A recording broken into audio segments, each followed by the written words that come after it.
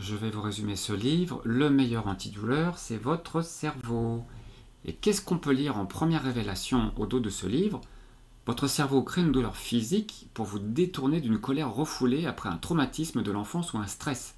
Conflit au travail, pression familiale, problèmes financiers, etc. Eh bien, c'est ce qu'on va voir dans ce livre qui date de 2015 et qui fait 256 pages et dont nous allons voir la table des matières. On va déjà voir les ressorts psychologiques et physiologiques des douleurs, voir comment on peut passer du conscient à l'inconscient, et on va pouvoir rentrer dans plus de détails dans le chapitre 2 sur les interactions entre le corps et l'esprit, pour aboutir au syndrome de tension musculaire, dit autrement STM, puisque c'est ça dont il s'agit dans ce livre. Et on verra dans cette deuxième partie tout un tas de pathologies potentielles qui peuvent être concernées par ce fonctionnement. La liste est très longue, j'en aborderai qu'une petite partie. Et troisième partie, comment traiter les troubles psychosomatiques, avec un programme centré sur le pouvoir de la connaissance.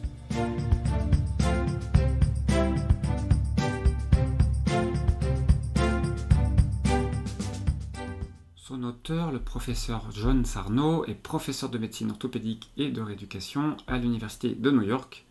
Bien sûr, nous avons un avertissement au lecteur. Ce qui suit est une description de son expérience clinique et de la théorie qui en découle. Personne ne devrait affirmer que ses propres symptômes sont d'origine psychologique tant qu'un médecin n'a pas exclu la possibilité d'une maladie sérieuse. Et dans son expérience, ce professeur a rapidement constaté que beaucoup de douleurs pouvaient provenir d'un syndrome de tension musculaire. Et son hypothèse a été rapidement que quelque chose dans le cerveau, une émotion, un trouble psychologique, etc., activait les centres autonomes du cerveau qui, à leur tour, activaient des zones à distance du cerveau, et en quelques millisecondes, la circulation sanguine pouvait diminuer dans les régions concernées. Ces tissus manquaient d'oxygène, ce qui probablement était la raison des symptômes. Il nous dit que ça a été confirmé par des découvertes de chercheurs allemands en 1975 qui ont mis en évidence un léger manque d'oxygène dans les cellules musculaires de patients souffrant du dos. Il y a eu aussi d'autres études publiées dans des revues médicales avec une équipe de rhumatologues suédois dans les années 80 qui arrivaient aux mêmes conclusions.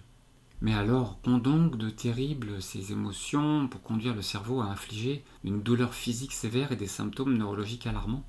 Eh bien, on va commencer à voir ça en première partie avec les ressorts psychologiques et physiologiques des douleurs. Et dans le chapitre 1, on parle du conscient à l'inconscient.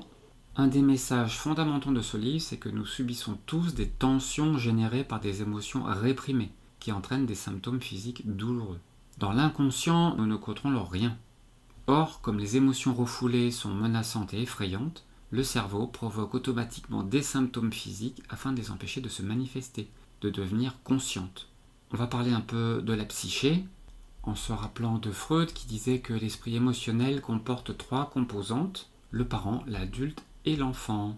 Le parent est cette partie de l'esprit qui nous dit ce qui est bien ou mal, comment nous devons nous comporter et agir d'un point de vue éthique et moral. Ce parent siège dans l'esprit conscient, tout comme dans celui inconscient, et joue un rôle crucial dans les troubles physiques psychogènes. Le parent nous rend perfectionnistes et vertueux. Vient ensuite l'adulte, il œuvre lui aussi dans le conscient et dans l'inconscient. C'est le médiateur, c'est le capitaine du navire, un leader. L'adulte inconscient peut réagir automatiquement à certaines situations. Ses décisions ne sont donc pas toujours logiques et rationnelles. Enfin, il y a l'enfant, cette partie de l'esprit dont nous n'avons pas connaissance, mais qui joue un rôle essentiel dans nos vies. Et bien évidemment, il est parfaitement inconscient. Il recherche le plaisir, est entièrement tourné vers lui-même, mais contrairement à un enfant réel, il est perpétuellement en colère. Et bien sûr, il est en conflit permanent avec le parent, et à partir de là, on aboutit à cette pression et cette rage dans l'inconscient. La rage, donc, c'est une émotion un cran au-dessus de la colère, et elle a 4 sources potentielles dans l'inconscient. Déjà celle qui provient de l'enfance, que ce soit une colère, une douleur émotionnelle, de la tristesse, et qui n'a jamais disparu, ou encore celle qui résulte d'une pression que l'on s'impose à soi-même, comme chez une personne déterminée, perfectionniste ou vertueuse. En troisième, nous avons celle en réaction des pressions réelles de la vie quotidienne, et enfin la culpabilité, la honte, la peur, l'insécurité, voire la vulnérabilité. On notera bien que la colère ne s'accumule pas uniquement durant l'enfance, mais tout au long de notre vie. Après, il souligne 4 points fondamentaux. Les émotions générées durant l'enfance demeurent en permanence dans l'inconscient, et elles peuvent être responsables de symptômes psychologiques et physiques tout au long de la vie. Ensuite, des émotions puissantes, douloureuses, embarrassantes et menaçantes comme la rage, le chagrin et la honte sont refoulées dans l'inconscient. Troisième point, les émotions réprimées cherchent constamment à faire surface dans la conscience, à s'échapper de l'inconscient pour se manifester consciemment. Et donc, le but des symptômes physiques ou psychiques est d'empêcher des émotions refoulées de devenir conscientes, en détournant l'attention du domaine des émotions vers celui du physique. C'est une stratégie d'évitement. Or, une colère inhibée ou supprimée consciemment contribue au réservoir de rage dans l'inconscient. La menace d'une explosion de la rage dans la conscience doit être d'une magnitude suffisante pour justifier l'apparition d'un STM ou d'un de ses équivalents. Et on se rappelle que l'inconscient est souvent illogique et irrationnel. Il peut réagir de manière automatique lorsqu'il est confronté à des émotions perturbantes. Alors quelles sont les sources potentielles de cette rage ? Déjà, un traumatisme dans la petite enfance et dans l'enfance, à travers des expériences malheureuses, mais par exemple aussi des règles strictes telles que les enfants doivent se taire et ne pas se faire remarquer, ou un garçon, une fille bien élevée n'a jamais accès à la colère, etc. Cela renvoie aussi à ma vidéo précédente sur cessez d'être gentil, soyez vrai, où on décrit aussi ce genre de fonctionnement. Des traits de personnalité peuvent aussi être cause de certaines formes de rage, avec par exemple le manque d'estime de soi. Dans les traits de personnalité, on aura aussi le perfectionnisme, avec ce besoin impérieux de démontrer à soi-même et au monde que l'on vaut quelque chose. Ça, c'est la pression du parent sur l'enfant résiduel et qui nous rend furieux. Dans les traits de personnalité, nous avons aussi la volonté d'être à tout prix une bonne personne. Et celles-ci devront coûte que coûte rendre service en sacrifiant souvent leurs propres besoins. À ça peut s'y ajouter la colère inconsciente de ne pas être pleinement apprécié pour nos efforts. Nous avons aussi tout ce qui est hostilité et agressivité, qui serait la manière dont se manifeste une rage refoulée et une colère supprimée. Nous avons aussi la culpabilité, qui est une autre réaction qui résulte du parent, une autre pression que l'on s'impose et qui contribue à la masse critique de la rage. Il y a aussi la dépendance, le désir que l'on prenne soin de nous provient de notre enfance, mais comme nous ne jugeons pas cette demande appropriée à un comportement adulte, souvent nous la réprimons. Pourtant, nous restons inconsciemment dépendants, et cela peut aboutir à une colère inconsciente, car le besoin d'attention ou de soins n'est jamais satisfait, et paradoxalement, nous pouvons éprouver une colère inconsciente envers une ou des personnes dont nous dépendons. Un petit regard sur le monde qui nous entoure, on se dit que le soi a horreur de la pression, qu'elle nous soit imposée par le parent, ou qu'elle résulte des réalités de notre vie de tous les jours. Dans les années 70, un psychiatre new-yorkais a étudié le rôle d'événements facteurs de stress dans la cause naturelle de nombreuses maladies. Et il a établi une liste des événements. Donc voilà tous ces événements, j'ai mis juste les 10 premiers, avec la plupart qui sont négatifs, mais certains qui devraient être positifs. Et donc tous ces événements peuvent rendre malade en raison de la rage accumulée en soi. En résumé, un stress, qu'il soit positif ou négatif, génère une colère inconsciente, même si elle n'est pas ressentie consciemment.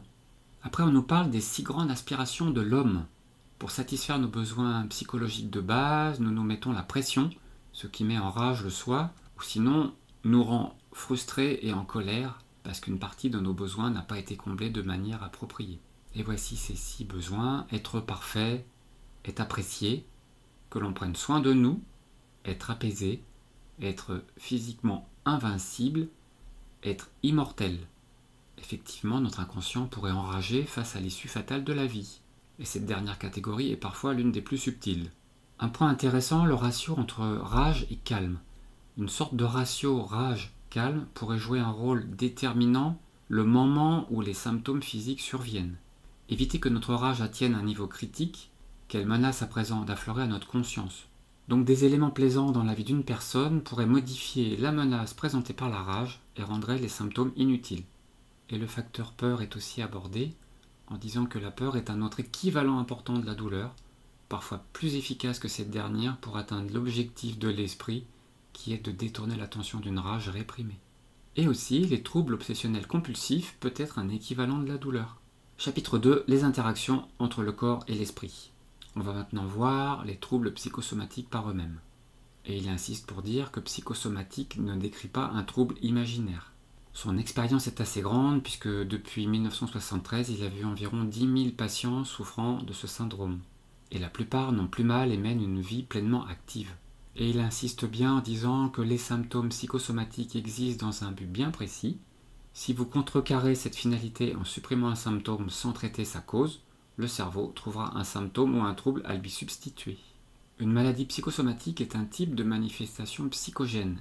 Pour les troubles locaux psychogènes, on a ce genre de schéma dans le livre qui nous explique qu'à travers cette boîte noire, dont on n'a pas tout compris encore, c'est loin d'être fini, des états émotionnels inconscients vont pouvoir transformer les choses en différentes problématiques, soit côté mouvement, avec des problèmes musculaires, soit côté perception sensorielle, avec par exemple des engourdissements ou des picotements, soit à travers nos 5 sens, que ce soit des problèmes de vision, d'audition, d'odorat, etc.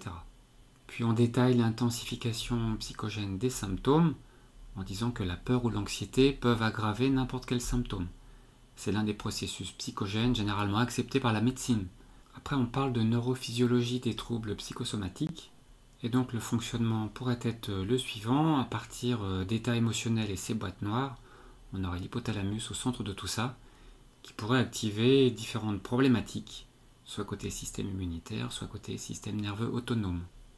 Et côté physiopathologie du syndrome de tension musculaire, on se rappelle à travers ce schéma le fonctionnement global, en commençant par une émotion inconsciente refoulée, qui va entraîner une activité autonome anormale, pour arriver à une diminution de la circulation sanguine locale, provoquant un léger manque d'oxygène, et à partir de là, les cellules concernées par le secteur fonctionneront moins bien et donneront des signes de douleur.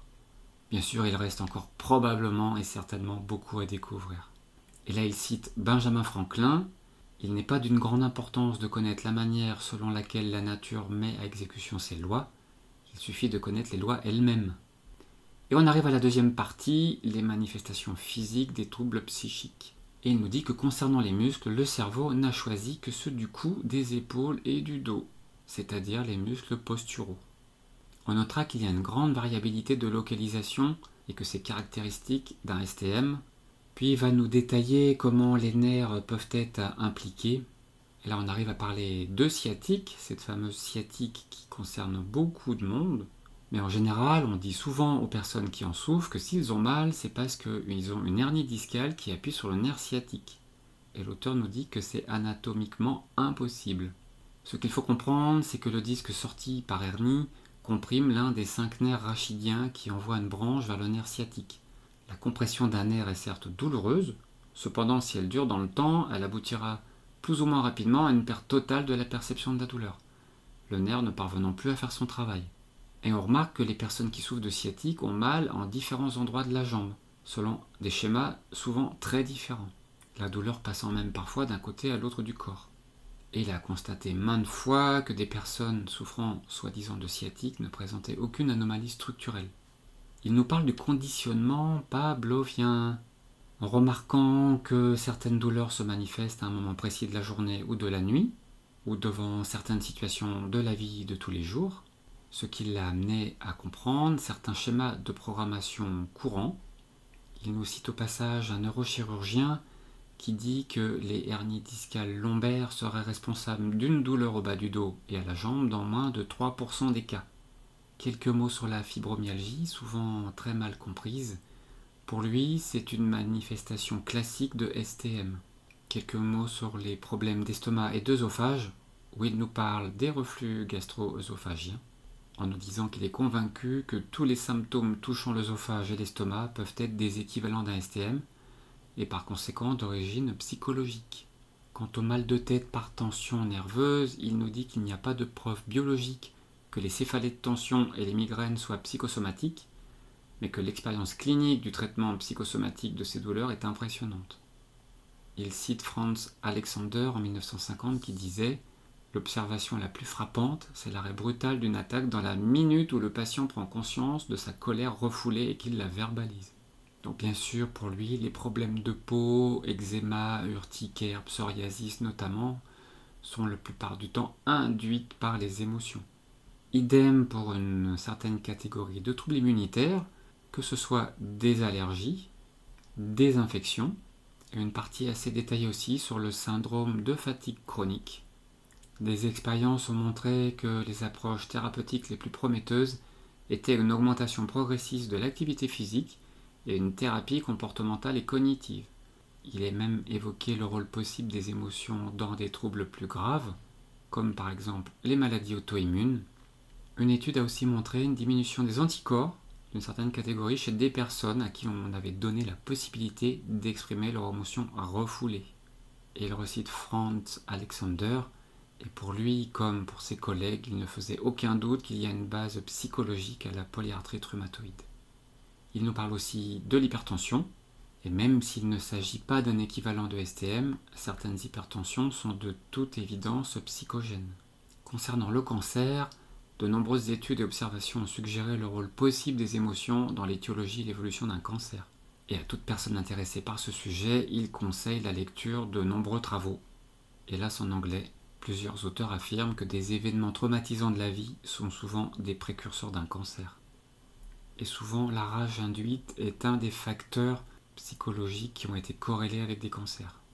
Et donc bien sûr, il faut aller aux origines de la rage sans se focaliser sur la rage elle-même. Enfin, il conclut cette partie en disant que des études doivent encore être menées pour déterminer si son programme s'applique à des personnes atteintes d'une maladie auto-immune, cardiovasculaire ou cancéreuse. L'objectif de ce livre étant surtout d'attirer l'attention sur cette connexion entre corps et esprit. Alors, troisième partie, comment traiter les troubles psychosomatiques. Déjà, le pouvoir de la connaissance. Pour diagnostiquer un STM, ne sont importants ni la durée, ni le fait qu'un problème physique ou une blessure ait marqué le début des épisodes répétés de la douleur. Donc l'objectif va être de contrecarrer la stratégie du cerveau en incitant à rejeter le diagnostic d'anomalie structurelle et enfin accepter l'explication psychologique et toutes ses ramifications comme parfaitement normales. Et voici plusieurs stratégies qui vont nous y aider. Dès qu'on ressent la douleur, on va devoir penser consciemment à la rage refoulée et à ses raisons d'être. Une autre stratégie pourrait être de parler à son cerveau, même si cela peut sembler absurde, c'est très efficace. Plus l'esprit conscient s'adresse avec force à l'inconscient, et mieux c'est. On peut aussi écrire une lettre, en faisant la liste des pressions et des contraintes que l'on subit dans notre vie. Un conseil important, se consacrer une période de réflexion ou de méditation quotidienne. Et cette partie est particulièrement importante pour les personnes très actives. Et nous avons bien sûr l'activité physique. Quand une douleur disparaît, on ne devra plus redouter l'activité physique. Il est donc conseillé de reprendre une activité physique parfaitement normale dès le départ de la douleur. En notant bien que la voie vers une pleine reprise de l'activité physique, sans peur, peut être lente et semée d'embûches. Et n'oublions pas, on ne risque pas de se blesser car le STM est un problème bénin. Donc voilà, bien sûr, tout ça s'adresse aussi à de la prévention. Et en prévention, on peut bien sûr être amené à réfléchir d'ores et déjà à toutes ces colères, à toute cette rage qui peut s'être accumulée au fil du temps. Et son programme thérapeutique n'est pas un placebo. Les patients doivent conclure d'eux-mêmes que ce qu'ils entendent est logique et juste, que le trouble décrit comme un STM les concerne bien. Alors quel est son programme thérapeutique ? De son côté, il débute dans son cabinet par une consultation. Les gens assistent ensuite à 2 conférences. On notera que le contenu de ce livre figure dans ces conférences. Et il a constaté que la consultation et les conférences permettent de faire disparaître les symptômes chez 80 à 85% des patients, généralement en quelques semaines. Il nous cite aussi à différents endroits du livre que la simple lecture de ce livre a permis à des gens de se soigner complètement. Il y a aussi le facteur temps. L'inconscient étant à l'origine d'un STM, il faut qu'il s'imprègne de nouvelles idées et qu'il les accepte pour que la douleur cesse. Puis pour aller plus loin, nous avons une partie sur mes réponses à vos questions, avec une des questions qui est « Est-ce possible que la douleur revienne ?» Il nous dit que oui, mais c'est rare. D'après ses études sur le suivi des patients, le taux de guérison permanente est entre 90 et 95%. Quelques mots sur la médecine alternative.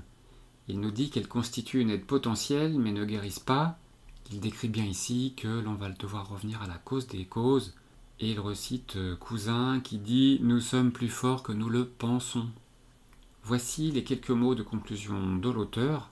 Avant tout, même si cela peut sembler difficile à croire, vu la sévérité des symptômes, un STM et ses nombreux équivalents sont sur le fond sans gravité. Nous sommes bien mieux armés que nous le croyons et pouvons exercer une influence sur ce qui se passe dans notre corps, mais nous devons apprendre comment. Lorsqu'on est confronté à l'un des troubles psychosomatiques décrits dans ce livre, la connaissance du mécanisme en jeu, et avant tout de son origine émotionnelle, est primordiale et aboutit presque toujours à une guérison. Nos plus grands ennemis sont la peur et la désinformation. L'esprit et le corps sont indissociables et en interaction permanente. Et c'est ce qui fait toute la beauté de notre organisme incroyable, d'une complexité infinie et d'une perpétuelle source d'émerveillement. Puis nous avons une bibliographie de plus de 90 références et un index pour renvoyer aux différentes parties en fonction de la problématique rencontrée. J'en arrive à mes conclusions personnelles. Le titre de ce livre étant Le meilleur antidouleur, c'est votre cerveau. Moi j'aurais dit autrement, j'aurais dit votre système cognitif peut induire de nombreuses douleurs si vous ne prenez pas garde à la gestion de vos émotions.